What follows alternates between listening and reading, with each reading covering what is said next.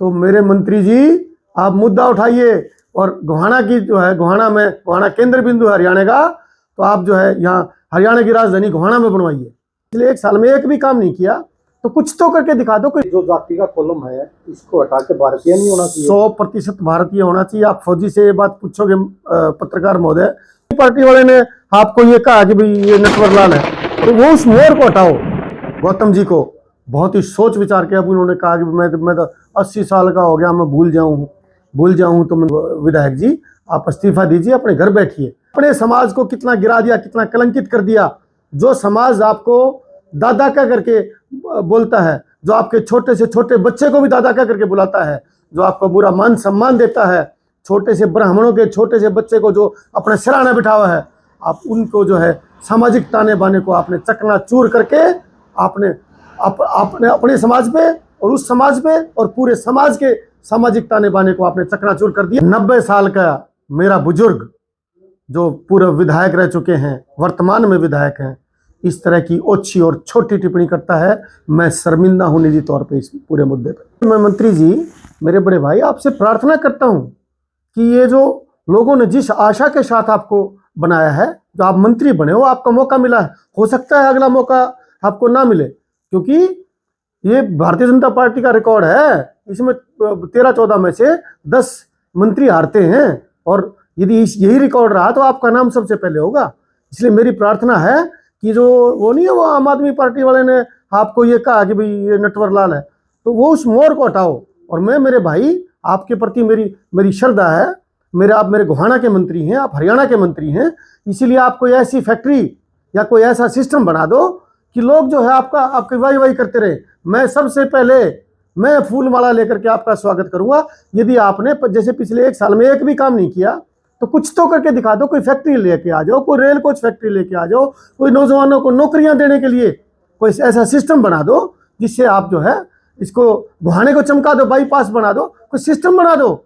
लोगों को, नौजवानों को जो है आपके ऊपर आशा है। आप गोहाने में बड़े मुश्किल से सिस्टम बनाया है बीजेपी का, और ऐसा ना हो कि ये दिया जो है वो जलने से पहले ही बुझ जाए। मैं प्रार्थना करता हूँ आपसे बार बार कि गोहाना के जो है विकास के लिए कुछ कीजिए।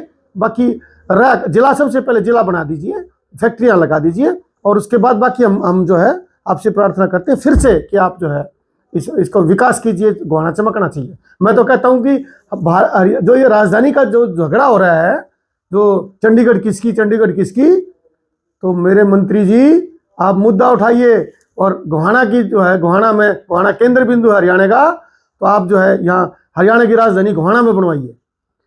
और अभी दादा गौतम का एक बयान बहुत वायरल हुआ था, उन्होंने कुछ अभद्र टिप्पणियां की थी उस जाति विशेष को लेकर, उस पर क्या कहना चाहिए? देखिए भाई, बहुत ही सीरियस मुद्दा है ये। मैं ब्राह्मण जाति से मेरा जन्म हुआ, हालांकि मैं फौजी हूँ, जाति धर्म में मेरा कम विश्वास है, लेकिन फिर भी मेरा जो है इसमें, और ब्राह्मणों को इसलिए जाना गया है कि ब्राह्मण जो है वो पूरे समाज का मार्गदर्शक है। और इस पूरी प्रक्रिया में 90 साल का मेरा बुजुर्ग जो पूर्व विधायक रह चुके हैं, वर्तमान में विधायक हैं, इस तरह की ओछी और छोटी टिप्पणी करता है। मैं शर्मिंदा हूं निजी तौर पे इस पूरे मुद्दे पे, और इसकी घोर भर्त्सना करता हूं। और गौतम जी को बहुत ही सोच विचार के अब उन्होंने कहा कि मैं तो 80 साल का हो गया, मैं भूल जाऊं तो मंत्री जी, विधायक जी आप इस्तीफा दीजिए, अपने घर बैठिए। इस तरह हमारे समाज को आप विशेष उस समाज के जिसके बारे में आपने टिप्पणी की उसको छोड़ दो। आपने अपने समाज को कितना गिरा दिया, कितना कलंकित कर दिया। जो समाज आपको दादा का करके बोलता है, जो आपके छोटे से छोटे बच्चे को भी दादा का करके बुलाता है, जो आपको बुरा मान सम्मान देता है, छोटे से ब्राह्मणों के छोटे से बच्चे को जो अपने सिराना बिठा हुआ है, आप उनको जो है सामाजिक ताने बाने को आपने चकनाचूर करके आपने अपने समाज पे और उस समाज पे और पूरे समाज के सामाजिक ताने बाने को आपने चकनाचूर कर दिया। आपने मेरे जैसे आदमी को शर्मिंदा कर दिया कि आप मेरे समुदाय से संबंधित हैं। इसीलिए मैं, एक और बात है, वो सिक्किम हमारी बहन है, कोई उल्टी सीधी बातें करती है, मांग के खाना ये वो।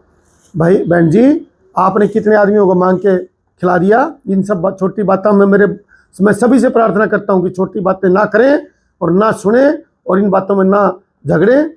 और हम सब एक हैं, हम सब हमारे भाई हैं सारे। और मैं मेरे जजमानों को भी प्रार्थना करता हूं कि किसी एक आदमी के बहकावे में ना आकर के, इस भारतीय जनता पार्टी का तो जाति और धर्म का सिस्टम है भाई, ये तो करना ही ये चाहते हैं। एक ये गोहाने वाला, मेरे गोहाने का वो जांगड़ा जी, उसको पता ही नहीं क्या बोलना है। ये 2-3 आदमी इन्होंने गुर्गे छोड़ दिए। और ये गौतम जी का तो वो सैनी साहब की चमचागिरी करने के चक्कर में, ताकि मंत्री बन जाए। एक तो हमारे भाई मंत्री जी ने ये था कि भाई उसको वो जम्या रहे वहाँ पे, इसलिए उस पर टिप्पणी कर दी, फलाना खाते हैं, झगड़ा पीते हैं। और इसने जो है ये, ताकि ये मंत्री बन जाए, इसलिए ये इनको पता ही नहीं बोलना क्या है।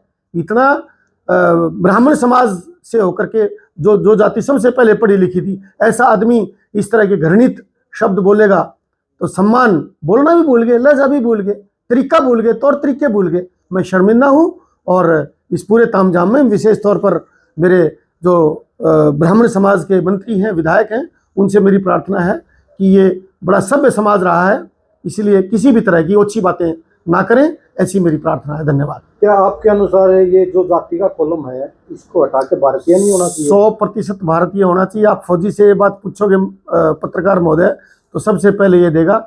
एक तो गरीबी जो है किसी को भी जाति धर्म देख के नहीं आती। और इसको विधानसभा में, लोकसभा में ये पारित किया जाना चाहिए कि ये सब हट मेरे हिसाब से हटना चाहिए। मैं पार्टी की, मुझे नहीं पता पार्टी की लाइंस क्या है इस मुद्दे पे, लेकिन मैं ये मानता हूँ गरीबी और ये जाति, ये धर्म, ये सब बराबर हैं। जिसने इस धरती पे, इस भारत की माटी पे जन्म लिया है, वो इस भारतीय है, और वो इस भारत का उतना ही अधिकार है जितना मेरा है।